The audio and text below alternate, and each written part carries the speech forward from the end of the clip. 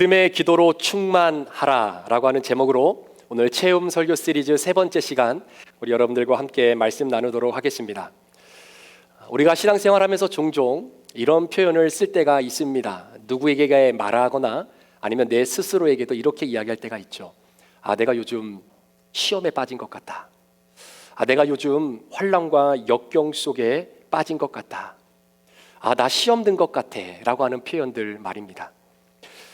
그런데 우리가 가만히 생각해 보면 왜 내가 시험에 들었는지, 그리고 내가 어떻게 시험에 들게 되었는지를 우리가 곰곰이 한번 생각을 해보면, 물론 여러 가지 이유가 있겠지만 모든 이유를 이렇게 하나의 이유로 귀결이 되어지지 않을까라는 생각을 해보게 됩니다. 내가 하나님 때문에 무엇인가를 선택함으로 인하여 잃어버리게 되어지는 그것이 하나님보다 크다라고 여겨졌을 때 우리는 시험에 빠질 때가 있습니다. 내가 하나님의 말씀을 지키기 위해서 그것을 선택함으로 인하여 내 삶에 잃어버리게 되어지는 그것이 하나님의 말씀보다 크다라고 여겨지게 되면 우리는 시험에 빠질 때가 있다라는 이야기죠.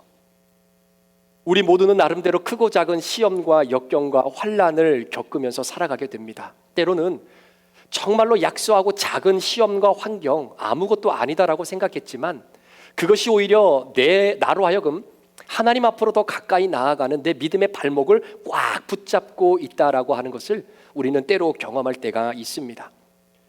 그래서 믿음의 여정을 걸어가면서 이 불청객과도 같은 환난과 역경과 시험이 좀 나를 비껴갔으면 하는 그런 바람이 우리 모두에게는 있지만, 그럼에도 불구하고 하나님의 나라에 우리가 마지막까지 장착되어지는 그 순간까지 걸어가는 믿음의 순례의 여정 속에 어쩔 수 없이 함께 동반해야 되는 동반자라고 한다면, 우리에게 임한 이 환난과 역경과 이 고난들을 우리가 어떻게 지혜롭게 극복해 나갈 수 있을지 오늘 야고보 사도의 조언을 잠시 한번 귀를 기울여 보기를 원합니다. 오늘 우리가 함께 읽었던 이 본문의 말씀을 여러분들과 함께 더듬어 가기 전에 먼저 이 야고보서라고 하는 책에 대해서 잠시 한번 여러분들과 나누었으면 좋겠습니다.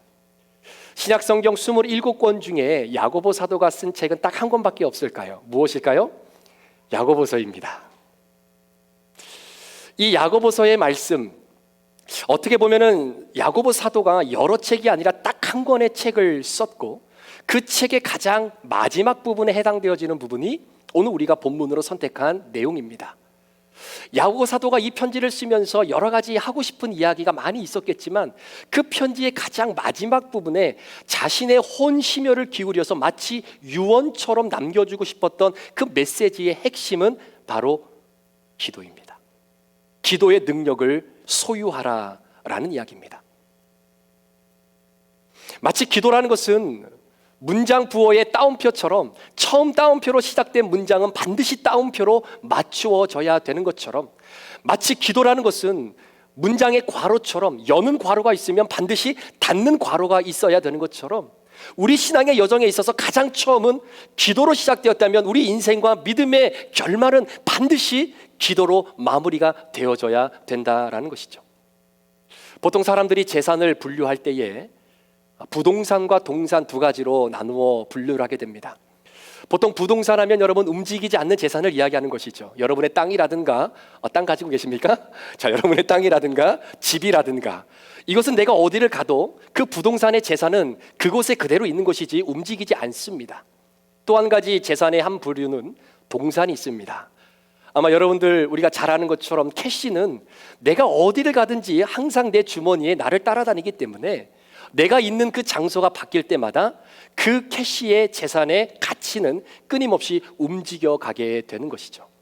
오늘 야고보 사도가 우리에게 말하고 있는 기도의 능력은 바로 우리가 추구하며 유지해야 할 바로 신앙의 동산의 능력의 재산이다라는 겁니다. 우리가 사망의 음침한 골짜기를 다닐지라도 우리가 해를 두려워하지 않는다라고 고백했던 다윗의 고백이 있을 수 있었던 것은 그가 처한 환경은 정말로 사망의 음침한 골짜기의 골짜기였지만 하나님의 능력을 이 땅으로 끌어내릴 수 있는 기도의 능력인 그 동산의 무기를 가지고 있었기에 그는 그 현장이 오히려 푸른 초장이 될 수 있다라고 우리에게 도전하고 있는 겁니다. 우리가 물불 가운데 지난다 할지라도 그 물이 우리를 엄습하지 못하고 그 활발 타오르는 불꽃이 우리를 사르지 못하는 것은 그 물 속에 있을지라도 그 불 가운데 지나갈 때에도 여전히 기도의 능력인 이 믿음의 동산의 능력을 가지고 가는 곳이기 때문에 그것이 오히려 하나님을 만날 수 있는 전후의 기회를 제공하는 곳이다라는 것이죠. 사랑하는 성도 여러분, 그래서 오늘 야고보 사도가 우리에게 도전하고 있는 첫 번째 도전의 의미는 오늘 본문 13절 말씀에 이렇게 기록이 되어져 있습니다. 너희 중에 고난당하는 자가 있느냐? 그는 기도할 것이요.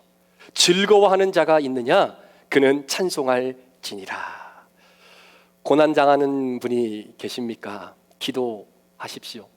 즐거운 일로 삶이 아름답게 펼쳐지는 분이겠다면 하나님께 찬송하라고 오늘 야고보 사도는 우리에게 도전합니다.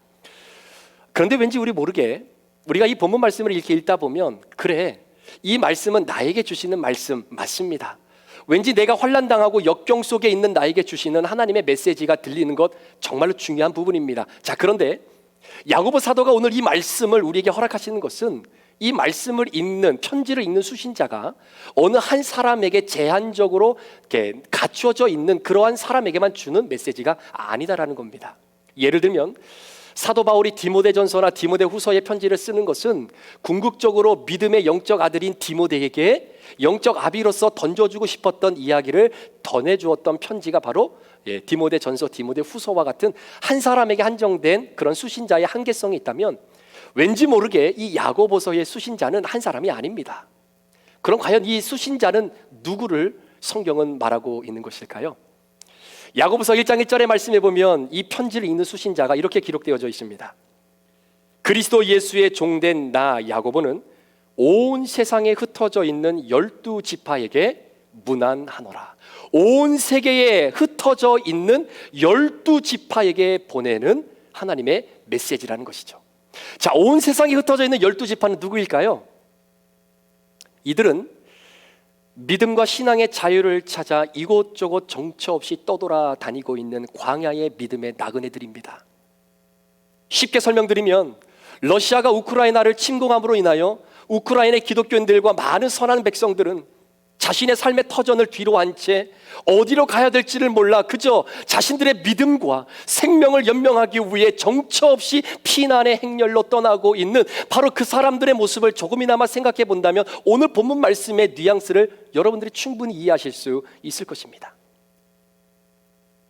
이러한 상황 속에 있는 믿음의 사람들에게 야고보 사도가 전해주고 싶었던 그의 중심의 마음은 당신들이 믿음을 지키기 위해 정처 없이 떠돌아다닐 때에 그래도 재산 얼마는 가지고 가야 됩니다 라고 말하지 않았습니다.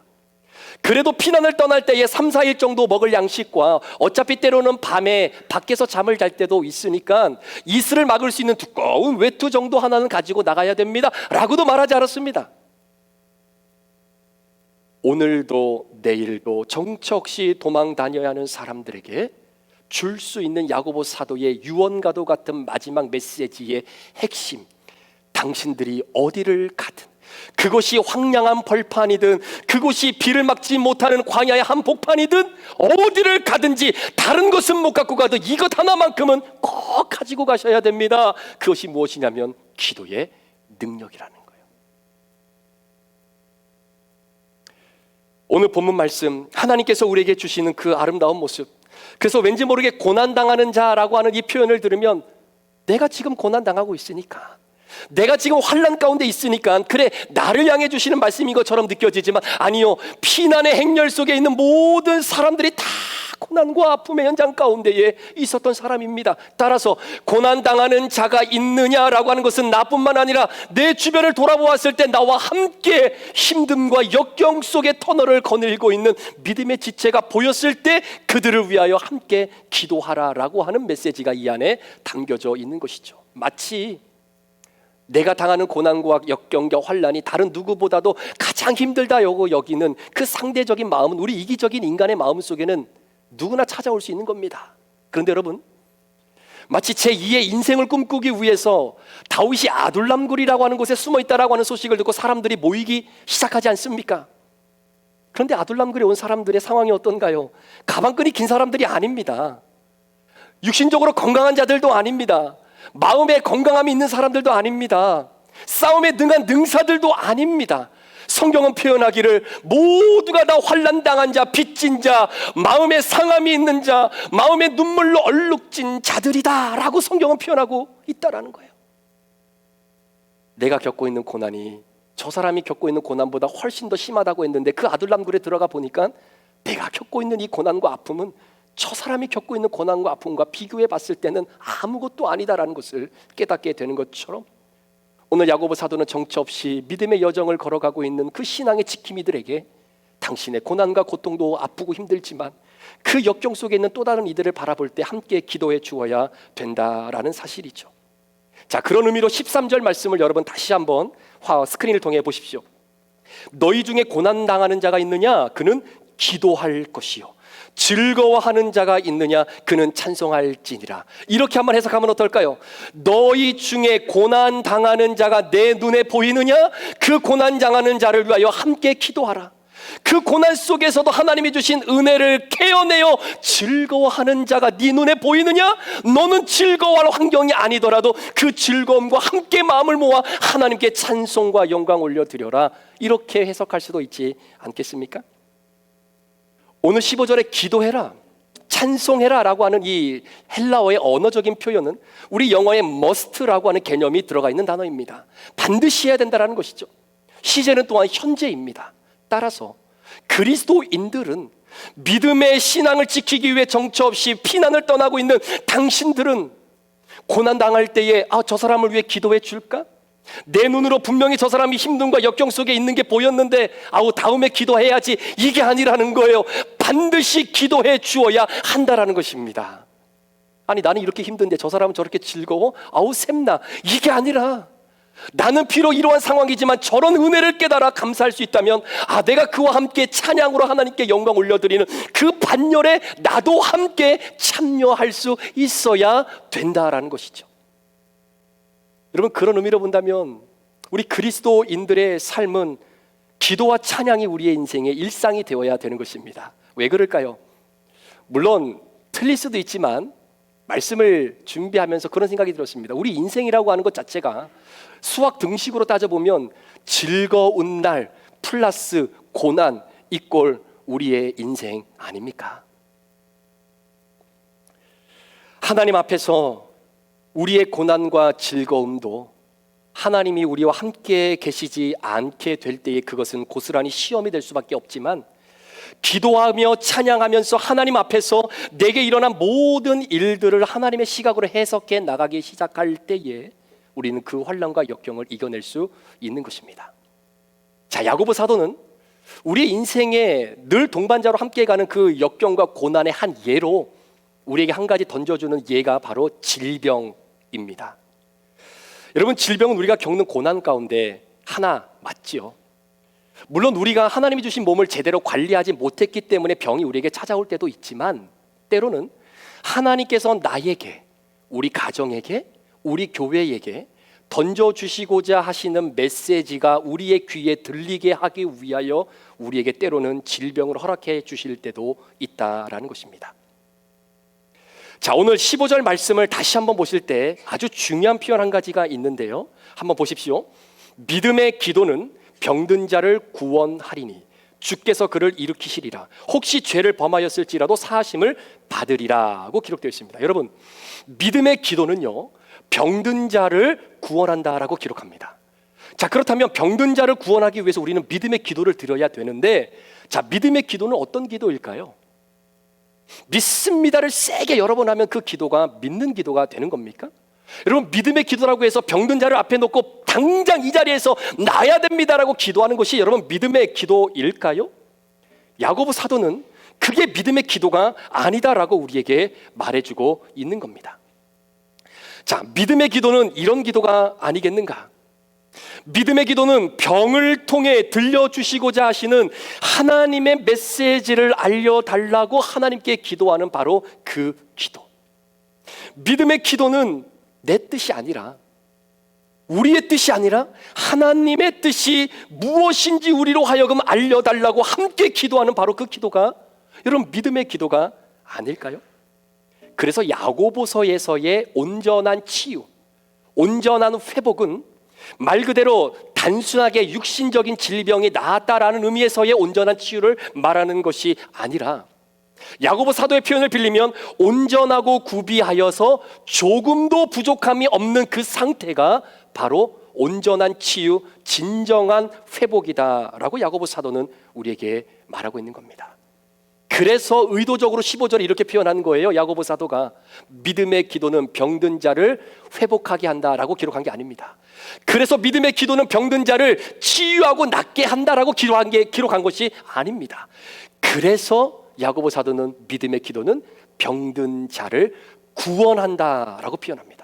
이 구원한다라고 하는 이 헬라어 단어 자체도 소시에라고 하는 단어를 쓰는데, 이 소시에라고 하는 단어 자체가 단순히 육신의 질병이 회복되어지는 것을 뛰어넘어서 궁극적으로 하나님의 자녀가 되어지는 구원받음으로 말미암아 우리의 영과 우리의 육이 온전하게 홀리스틱하게 전인적으로 치유되어지는 그 모습을 오늘 성경이 우리에게 고백하고 있는 것입니다. 이것이 믿음의 기도인 거예요.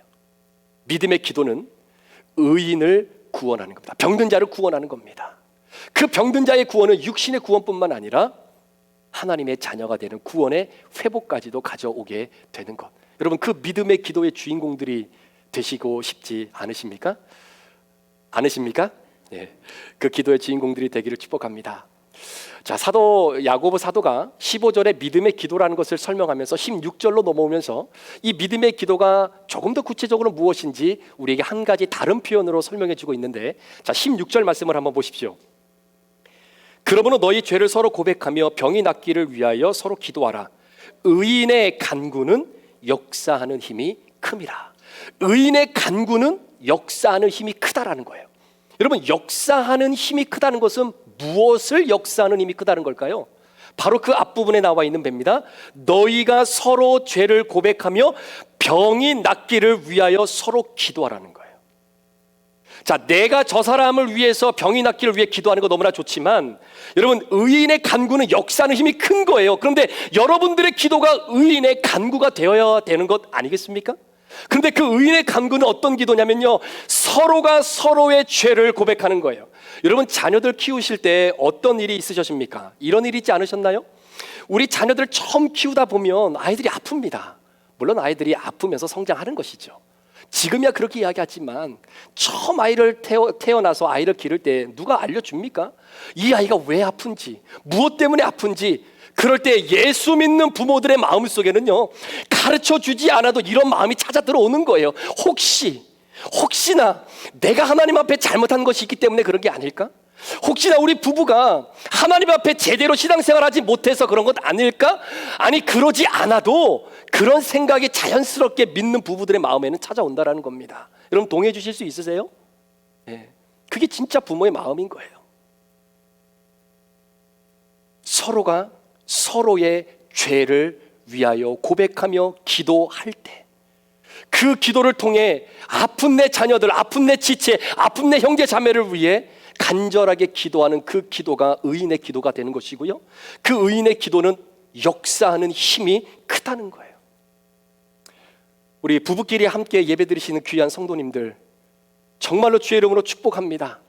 힘들고 어려울 때 부부가 함께 무릎을 맞대고 기도하는 그 가정은 어떠한 환경과 태풍 속에서도 무너지지 않습니다.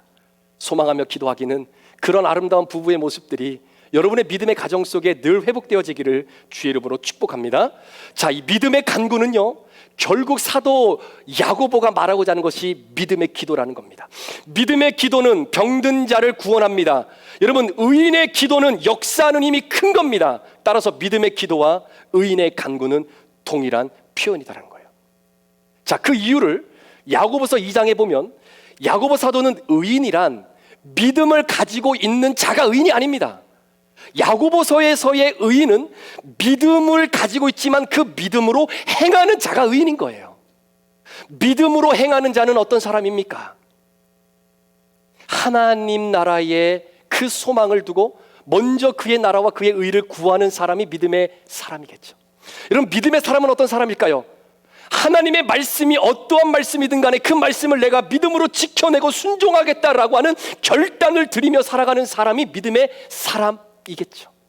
여러분, 믿음의 사람이 누구일까요? 야고보서의 표현을 빌리면 위로부터 난 지혜를 온유함으로 행하여 의의 열매를 남기는 사람이 바로 믿음으로 행하는 자다라는 사실입니다. 자, 믿음의 기도는 병든 자를 구원합니다. 의인의 간구는 역사하는 힘이 큽니다. 믿음의 기도는 의인의 간구요, 의인은 야고보서에 따르면 믿음으로 행하는 자입니다. 믿음으로 행하는 자는 내 뜻과 내가 원하는 대로 하나님을 기도하는 것이 아니라 하나님의 뜻이 무엇인지 내게 들려달라고 하나님 앞에 간절하게 기도하는 그 믿음으로 행하는 자의 기도를 하나님이 들어주시고, 그 기도의 대표적인 예로 오늘 17절 18절 말씀에 엘리야를 우리에게 소개해주고 있는 거예요. 여러분, 엘리야를 딱 들으면 어떤 생각이 듭니까? 아니, 야고보 사도도 너무하지, 우리하고 엘리야하고 어떻게 비교한다고 그 예를 엘리야로 드는가? 엘리야는 진짜 기도의 능력을 갖고 있는 사람이고 거기에 비하면 우리는 정말로 터무니없이 부족한 사람인데, 여러분, 엘리야를 생각하면 시작하기도 전에 포기하고 싶은 마음이 들 수도 있겠습니다. 혹시 그런 마음이 들까봐 야고보 사도가 아예 첫 문장에 아예 못을 박아놨어요. 뭐라고 얘기하냐면 엘리야는 우리와 성정이 같다라는 겁니다. 여러분, 우리와 성정이 같다라는 말은 무슨 말입니까? 우리처럼 힘들 때도 있다는 거예요. 우리처럼 고난과 역경 속에 있었던 때도 있었다라는 겁니다. 우리처럼 무너지고 싶고 포기하고 싶을 때가 있었다라는 겁니다. 엘리야가 기도의 응답을 받은 것은 그의 안에 우리가 갖고 있지 않는 놀라운 능력이 그에게 있었기 때문에 그가 하늘에서 불을 끌어내린 것이 아니다라는 거예요. 열왕기상 18장 말씀에 영적 전쟁에 승리하고 난 이후에 아합의 아내였던 아세라가 뭐라고 얘기합니까? 내가 네 목 따겠다라고 죽음을 각오하고, 여러분, 이 엘리야를 쫓아올 때에 엘리야가 영적 충만함이 그 순간 사라지면서 로뎀나무로 걸음아 나 살려라 하고 도망간 이후에 뭐라고 얘기합니까? 죽고 싶다라고 이야기하잖아요. 그게 우리의 모습 아닙니까? 그게 저와 여러분들의 모습이죠. 그런 엘리야도 하나님의 기도의 응답을 끌어내렸던 사람이라면 도대체 우리와 성정이 같았던 그는 도대체 무엇이 우리와 차이가 있을까? 엘리야가 두 가지를 하나님께 간구합니다. 첫 번째는 이 땅에 비가 오지 않기를 간구해요. 두 번째는 반대로 이 땅에 다시 비가 오기를 간구합니다. 여러분, 이 땅에 비가 내리지 않게 해달라는 것은요, 내가 살고 있는 이 조국에 하나님 고난 좀 주십시오, 이 뜻입니다. 그 비가 오지 않는 가뭄이 펼쳐지면 여러분, 엘리야는 쏙 빠지고 나머지만 고난당하는 게 아니라 엘리야도 힘들어요. 그런데 하나님 앞에 그렇게 기도하는 겁니다. 그게 의인의 간구라는 거예요. 그 의인의 간구가 역사하는 힘이 크다라는 겁니다. 도대체 어떻게 기도했기에 엘리야의 그 기도가 의인의 간구의 기도가 될 수 있을까? 당시 북왕국 이스라엘은 아합이라고 하는 왕이 통치하고 있었던 때입니다. 이 아합이라고 하는 왕은요, 남유다와 북왕국 이스라엘 전체를 통틀어서 하나님 앞에 가장 극명한 악을 행했던 왕이 아합 왕이죠. 그때 하나님 앞에 기도하는 것은 이 아합의 죄에 대한 심판은 가뭄이었습니다. 엘리야는 그 하나님의 뜻을 그대로 전합니다. 설사 그 재난이 임하게 되면 수많은 사람들이 고통 가운데에 처할 수밖에 없는 상황임에도 불구하고 그게 하나님의 뜻이었기에 엘리야는 열왕기상 17장 1절에 이렇게 고백하죠. 내가 섬기는 이스라엘의 하나님 여호와께서 살아계심을 두고 맹세하노니 내 말이 없으면 수년 동안 비도 이슬도 있지 아니하리라. 야고보 사도는 가뭄이라고 하는 것이 그의 간절한 기도에 대한 응답이었습니다. 엘리야는 하나님 앞에 이 시대를 바라보며 하나님의 노여움을 풀지 말아 주십시오, 하나님 이 죄악을 바라보면서 침묵하지 말아달라고 기도합니다. 바알과 아세라가 숭배와 찬송을 받고 있었던 그 상황 속에서 바알과 아세라가 비를 관장하는 신이고 다산을 주관하는 신이고 우리에게 번영을 갖다주는 신이다라고 믿고 있는 이 타락한 시대 가운데에 하나님이 그냥 내버려 두지 마시고 이들의 죄를 폭로해 주십시오 라고 기도하는 거예요. 그 결과가 가뭄입니다. 한 해도 아니고요, 두 해도 아니고 3년 6개월 동안 비가 오지 않습니다. 여러분, 3년 6개월 동안 비 한 방울 내려오지 않는 것이 우연으로 치부하기에는 너무나 지독한 사건 아닙니까? 여러분, 이스라엘 땅은 철저히 이른 비와 늦은 비로 인하여 농사가 되는 땅입니다. 따라서 농부의 마음으로 하나님이 비를 내려주시기를 간절히 기다려야만이 살아갈 수 있는 나라예요. 자신들의 열매와 생명과 생존이 철저히 하나님께만 달려있다라고 믿어야 살아갈 수 있는 그 나라가 하나님을 포기해버립니다.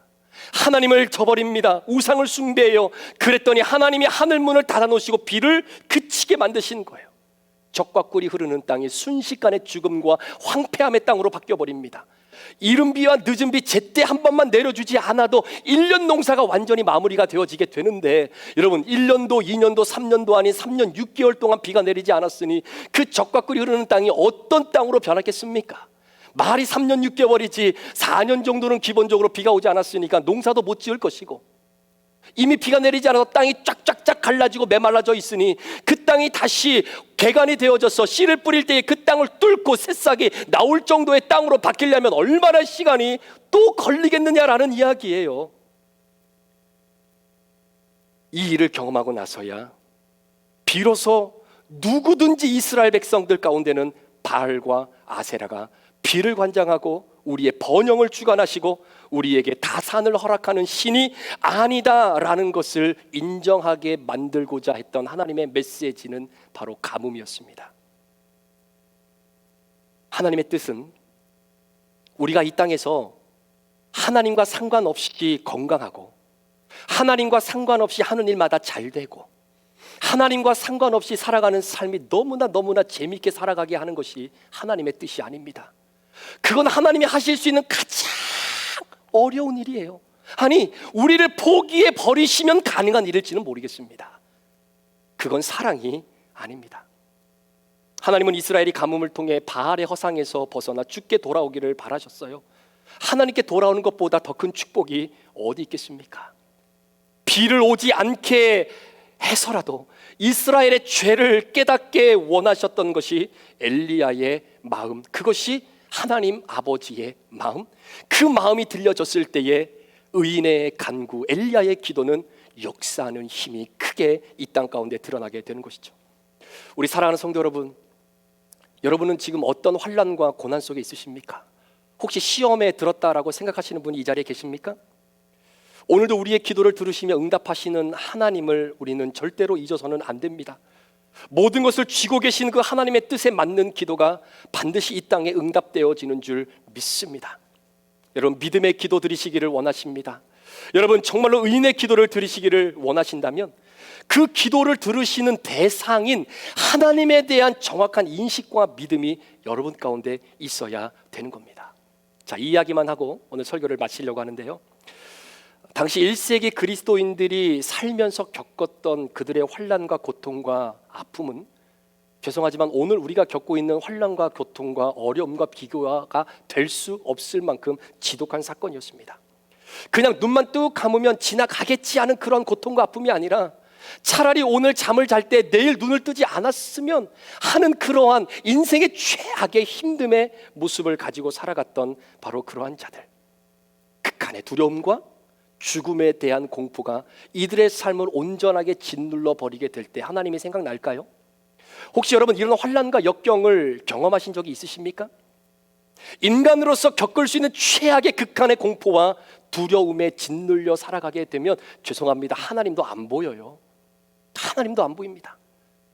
빅터 프랭클린이라고 하는 정신분석학자가 썼던 죽음의 수용소라고 하는 유명한 책이 있죠. 그 책에 보면 유대인들이 한 명씩 죽음 앞에 놓여 있어 가스실로 들어가는 그 순간 하나님을 믿고 살았던 사람들임에도 불구하고 마치 하나님이 없는 것처럼 반응하는 그 인생들의 모습이 바로 우리들의 모습이 되지 않을까라는 생각도 해보게 됩니다. 그만큼 그런 극한 두려움과 죽음의 공포를 가지고 살아갔던 1세기의 그리스도인들, 학자들은 야고보서가 AD 60년에서 65년경에 기록되어진 책이다라고 이야기합니다. 그렇게 본다면 그때 당시 로마를 통치하고 있었던 황제는 네로 황제이지요. 가장 극명하게 그리스도인들을 피말려 죽였던 황제 중에 황제이기도 합니다. 그 황제와 로마의 압제를 피해 신앙의 유산을 이어가기 위하여 정처 없이 떠돌아다니고 있는 믿음의 광야에 나간 애들에게 하나님의 위로의 메시지를 전달해 주었던 책이 야고보서의 책이다라는 겁니다. 그들에게 고백하지요. 하나님의 마음을 증거하는 겁니다. 사랑하는 내 자녀들아, 예수인 내가 오늘도 너희들과 함께 있다. 지금도 내가 너희들과 함께 살아있다. 너희들이 만나는 환난과 시련과 고난은 너희들에게가 해당하는 것이 아니라 그 고난 한복판에 나도 있고 그 역경 한복판에 나도 있다라는 거예요.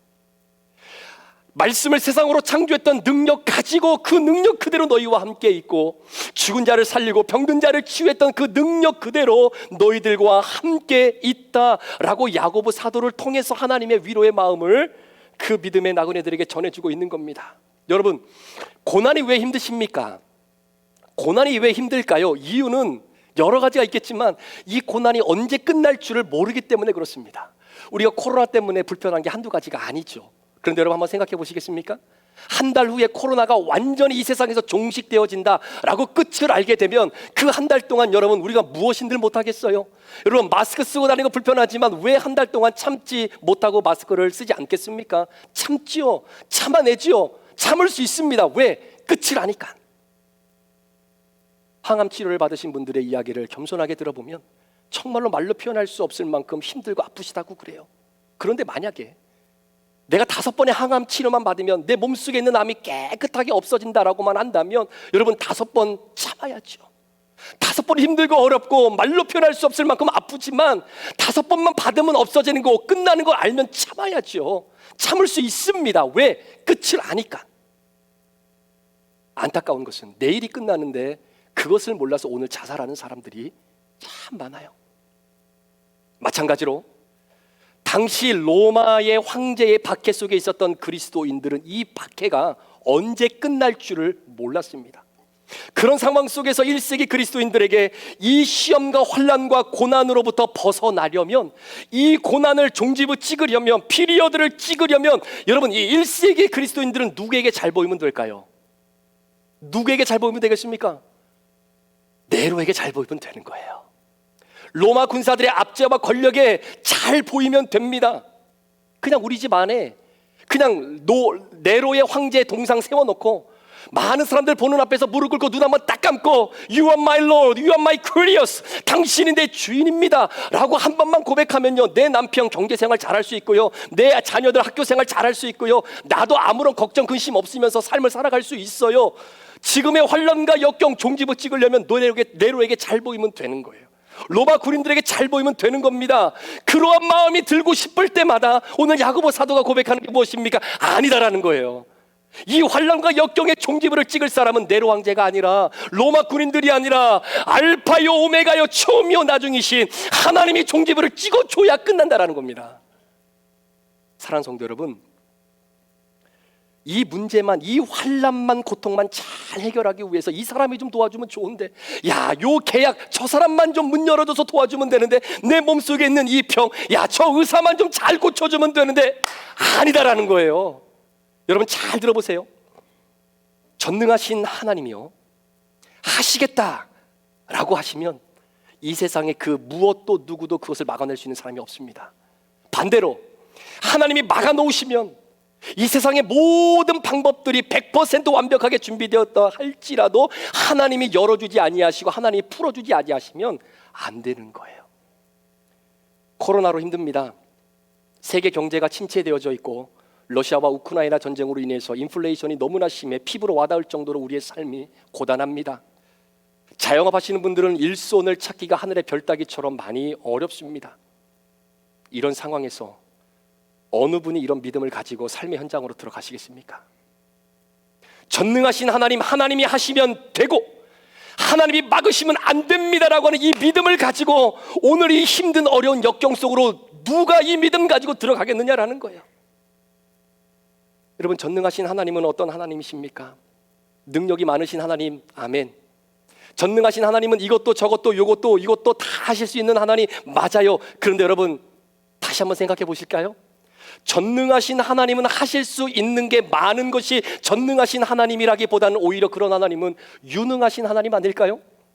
내가 볼 때 이것 하고 저것 하고 이것도 하실 수 있는데, 문제는 내가 믿는 그 하나님, 전능하신 하나님이라고 고백하면서 이 기도 제목은 해주실 수 있을 것 같아, 요 기도 제목은 열어주실 것 같아. 그런데 이 기도 제목은 안 돼.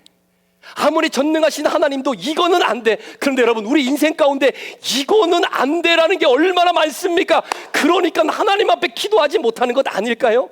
그래서 의인의 간구와 믿음의 기도가 우리의 신앙 여정 속에 자꾸 메말라가는 것 아니겠습니까? 여러분, 전능하신 하나님은요, 다른 말로 표현하면 불가능이 없는 하나님이시라는 겁니다. 죽음에서 생명을 캐내는 분이 하나님이세요. 절망과 죽음과 어두움 속에서 소망과 빛을 캐내어내시는 분이 전능하신 하나님, 불가능이 없으신 하나님이시라는 겁니다. 그러니까 여러분, 농담으로요, 이런 얘기는 하지 마세요. 목사님, 하나님도 우리 남편을 안 돼요.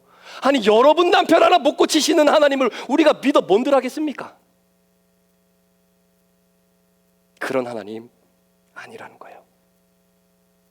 야고보 사도가 우리에게 도전합니다. 여러분들에게도 동일하게 도전합니다. 어떤 고난 앞에서도 그럴 수 있다라는 사실을 여러분 인정하시고, 많은 경우에는 그 인과 관계를 규명해 낼 수 없을 만큼 당장의 해결책을 마련하지 못하는 한계에 우리가 부딪혀 살아가는 일들이 비일비재하지만, 결국 이 모든 퍼즐들의 조각들을 우리 하나님께서 아름답게 맞추어 주셔서 진정으로 아름다운 그림을 만들어내실 그 하나님의 솜씨를 믿는 믿음의 기도가 의인의 기도요, 믿음의 기도요, 병든 자를 구원하며 역사하는 힘이 큰 바로 그 기도의 내용인 것입니다. 이번 한 주간 그저 여러분들의 소원만을 채워주기 위해 존재하는 알라딘의 램프와 같은 우리 예수님이 아니라 하나님의 뜻이 무엇인지 나에게 말씀해 주십시오. 우리 가정에 이런 문제가 있습니다. 우리 자녀들에게 이런 문제가 있습니다. 하나님, 우리 공동체에 이런 문제가 있습니다. 하나님, 이것들을 통해서 우리에게 무엇을 말씀해 주시기를 하나님 원하십니까? 하나님, 그 말씀을 저에게 들려주십시오. 그것이 내게 맞지 않는 메시지를 할지라도 믿음의 기도, 의인의 간구, 믿음으로 행하는 자의 기도는 그 메시지를 받으면 그 메시지대로 기도하는 것, 그것이 하나님이 오늘도 찾는 의인의 간구.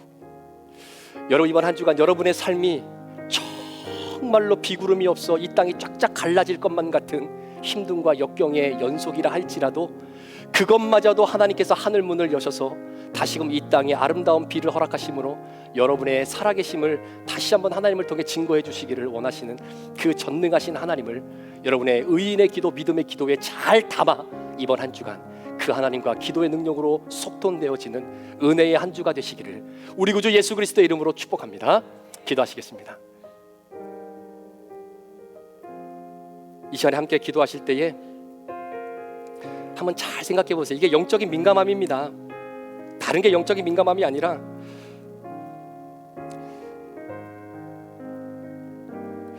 잘 되던 회사 일이 갑자기 브레이크가 걸릴 때가 있어요. 걸릴 수도 있겠죠. 건강했던 우리의 육신이 나도 모르게 질병으로 힘들 때가 있습니다. 그럴 수도 있겠죠. 내 자녀들이 아무런 문제 없이 열심히 잘 살다가 또 어떤 어려움을 당할 경우도 있지요. 물론 그럴 수도 있지요. 그런데 여러분, 물론 그럴 수도 있지요라고 넘길 수 있는 일들이 우리 인생 가운데에 너무나 많지만 그 모든 상황 속에서도 하나님께서 우리에게 들려주시고자 하시는 메시지가 있지 않을까를 고민하며 무릎 꿇는 자들에게는 하나님이 말씀하십니다. 그런 자들을 하나님이 의인의 기도의 주인공으로 세워주시는 겁니다. 하나님의 능력을 이 땅으로 끌어내리는 하나님의 기도의 통로로 세움받기를 원하시는 하나님의 사람들인 겁니다. 그 자들이 저와 여러분 되기를 소망합니다. 이 시간에 말씀 기억하시면서 하나님, 주님 앞에 그렇게 기도하기를 원합니다. 주님 말씀해 주십시오. 주님의 은혜를 허락해 주시옵소서. 함께 말씀 기억하시면서 함께 주님 앞에 결단하며 기도하는 시간 우리 잠시 갖도록 하겠습니다. 기도합니다. 하나님 아버지 감사합니다. 이 시간도 우리 사랑하는 귀한 성도들 주님 앞에 함께 마음을 열고 기도합니다. 하나님 아버지, 이 시간 우리 모든 성도들이 의인의 기도, 믿음의 기도로 하나님께 올려드립니다. 하나님, 때로는 정말로 하나님 많은 사람들이 나를 바라보고 있기 때문에 아버지, 정말로 회사에서 직장에서 아버지 밥 먹을 때 아버지 식사 기도하는 것도 너무나 아버지 부끄럽게 여겨졌던 나의 모습이 있다며 하나님 아버지 용서하여 주시옵소서. 내가 믿는 하나님을 다시 한번 믿음으로 바라보게 도와주시고 내가 믿는 하나님을 인식하는 마음을 다시 한번 회복시켜 주시옵소서. 하나님 아버지 용서해 주시옵소서. 하나님 아버지 주님을 부끄러워했던 것 용서해 주시옵소서. 아버지 식사 기도하는 그 순간도 부끄러워했던 것 하나님 용서하여 주시옵소서. 신앙은 식사 기도부터 시작되는 겁니다.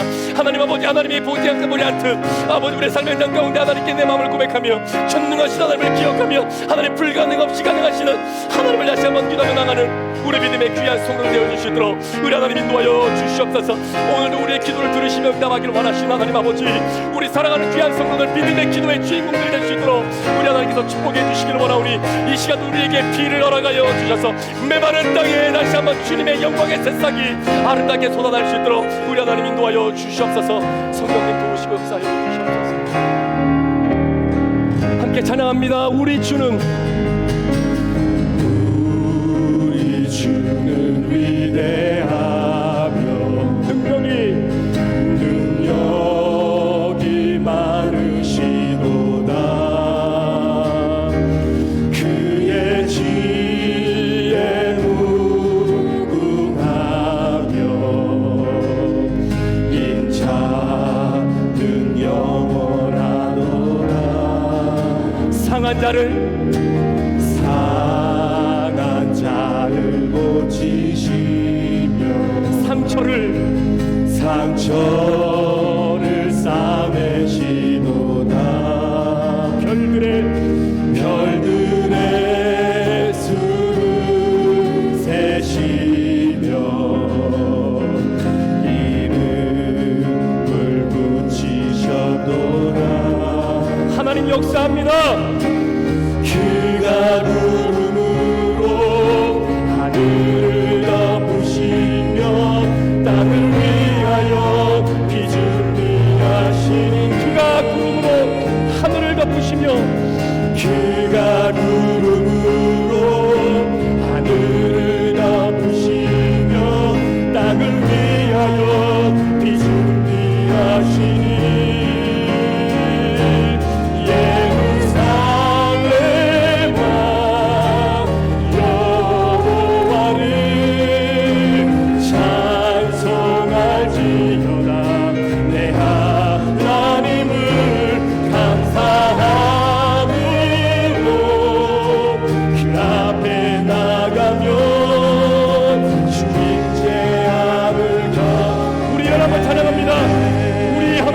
위대하신지며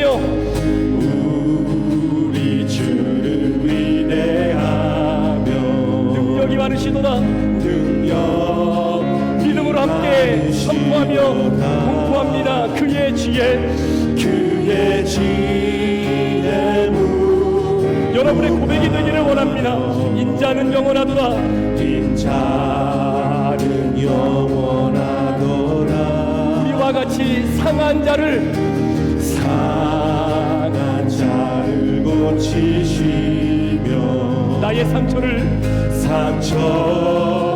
싸매시도다. 별들의 수를 세시는 별들의 수를 세시며 이름을 붙이셨도다. 그가 구름으로 하늘을 덮으시며 땅을 위하여 비 준비하시니 그가 구름으로 하늘을 덮으시며 그가 구름으로 하늘을 덮으시며 땅을 위하여 비 준비하시니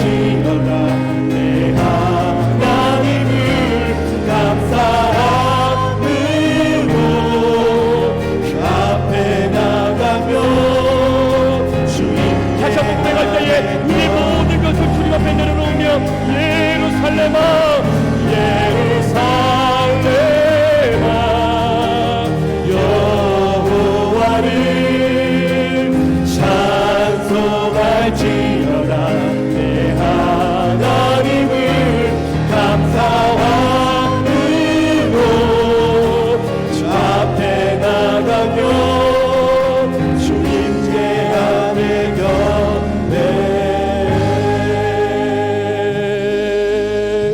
우리를 예루살렘으로 불러주신 하나님 아버지, 오늘 한 사람 한 사람 사랑하는 성도들의 이름을 불러가며 내가 너를 위해 땅을 준비하기 위하여 피를 모으고 있으니 언제 끝나지 않을 것만 같은 이 고난과 역경과 환난과 아픔의 눈물이지만 네가 종지부 찍으려고 하지 말고, 네 원하는 방법대로 마무리하려고 하지 말고, 너를 향해 내 뜻이 성취되어질 때까지 참고 기다리며 인내하며 나아갈 때에 알파요 오메가가 되시는 우리 예수 그리스도께서 마지막 피리어드를 찍어주시는 그 순간, 하나님의 간구를 기다리며 주님 앞에 목 놓아 부르짖었던 사랑하는 성도들의 아름다운 기도의 열매가 이 땅 가운데에 주렁주렁, 혹 우리 세대가 아니다 할지라도 우리 다음 세대에, 그 다음 세대에 오늘도 주님 앞에 눈물로 하소연하며 부르짖는 자들의 의인의 기도의 간구의 역사가 아름답게 형성되어질 수 있도록 주여 은혜를 더하여 주실 줄 믿습니다. 지금은 우리 구주 예수 그리스도의 귀하신 은혜와 우리 아버지 하나님의 무한하신 사랑하심과 성령님의 감화감동 충만 교통 이루하시고 내주하심의 역사가 오늘도 의인의 기도, 믿음의 기도를 하나님 앞에 간구하며 병든 자가 구원받고 역사하는 힘이 크다는 이 말씀의 주인공들로 이번 한 주간 살아가기로 결단하며 주님 앞에 고백하며 세상으로 파송받아 나아가는 사랑하는 귀한 성도들 머리 위에, 이들의 가정과 직장과 사업터 위에, 사랑하는 우리 자녀들 머리 위에, 또한 우리 귀한 교회 위에, 또한 태중의 생명 위에, 또한 육신의 질병으로 아파하고 있는 우리 성도들 위해 지금부터 영원토록 함께 계시기를 간절히 축원하옵나이다. 아멘.